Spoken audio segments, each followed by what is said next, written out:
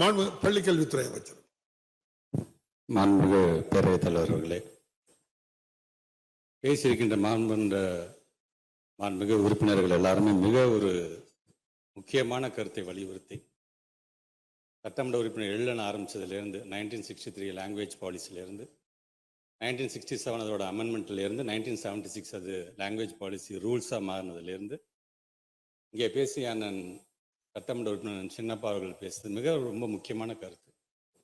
இந்த இங்கிலீஷை பொறுத்த வரைக்கும் அது ஒரு ஆட்சி மொழியாக 15 இயர்ஸ்க்கு மட்டும்தான் சொன்னாங்க. அது அப்படியே இருக்குன்னு அதை க்ளோஸ் பண்ணவே இல்லை. அதை ஸோ அதை நாம் தற்காத்து கொள்ள வேண்டும் என்று சொன்னால் கண்டிப்பாக மாண்புமிகு தமிழ்நாட்டு முதலமைச்சர் சொல்ல போகின்ற அந்த அறிவிப்பு உள்ளபடியே நமக்கான ஒரு மிகப்பெரிய ஒரு பாதுகாப்பாக அது இருக்கும் என்கின்ற நம்பிக்கை எனக்கு இருக்கின்றது. குறிப்பாக இன்றைக்கு திராவிட முன்னேற்ற கழகத்தை சார்ந்திருக்கின்ற எங்களை பொறுத்த வரைக்கும் தமிழ்தாய் வாழ்த்துக்கு என்று சட்டத்தை கொண்டு வந்தவர் முத்தமிழர் கலைஞர் அவர்கள். ஒவ்வொரு பஸ்ஸிலையும் திருக்குறளையும் திருவள்ளுவருடைய புகைப்படமும் இடம்பெற வேண்டும் என்று சொன்னவர் முத்தமிழர் கலைஞர் அவர்கள்.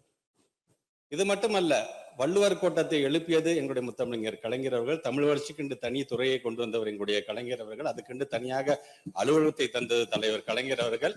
ஜியோ அரசாணை தமிழிலே வர வேண்டும் என்று சொன்னவர் நம்முடைய கலைஞர் அவர்கள். 133 அடியில வள்ளுவருக்கு சிலையை அமைத்து தந்தவர் நம்முடைய தலைவர் கலைஞர் அவர்கள். 10ஆம் வகுப்பு வரைக்கும் கட்டாய தமிழ் பாடம் இருக்க வேண்டும் என்று சொன்னவர் நமது கலைஞர் அவர்கள்.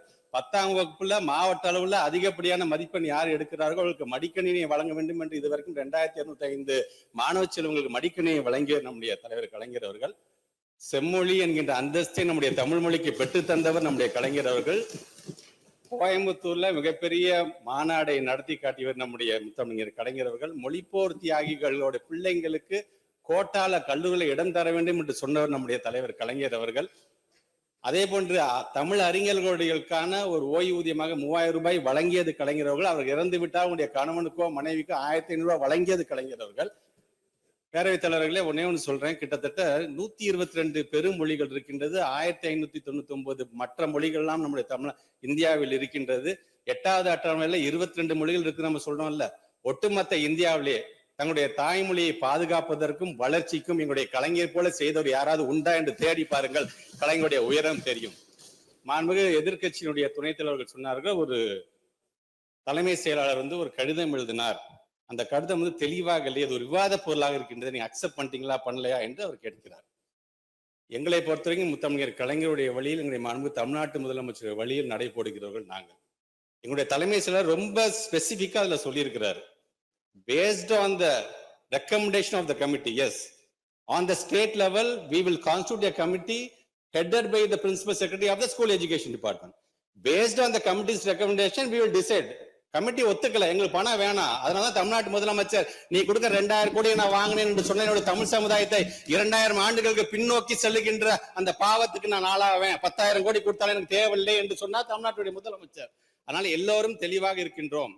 ஆனா இங்க ஒரு மாநில கட்சியை சார்ந்தவங்க சமக்கல்வின்னு கையெழுத்து வாங்கிட்டு இருக்காங்க. அங்கங்க சமச்சீரை கொண்டு வந்து அனைவருக்கும் சமமாக அந்த சமச்சீர் கல்வியை கொண்டு போனதே எங்க முத்தமிழர் கலைஞருடைய மண் இந்த மண். ஆனா இங்க சமக்கல்வின்னு சொல்லிக்கிட்டு எங்களுடைய பிள்ளைங்களோட மேல இருக்க அக்கறைன்னு சொல்றது எப்படி தெரியுமா இருக்குது? கலைஞர் சொல்ற மாதிரிதான், பாலுக்கும் காவல் பூனைக்கும் தோழங்கிற அளவுக்கு இரட்டை வேடம் போட்டுக் கொண்டிருக்கின்றார்கள் அந்த தேசிய கட்சியை சார்ந்திருக்கின்றவர்கள்.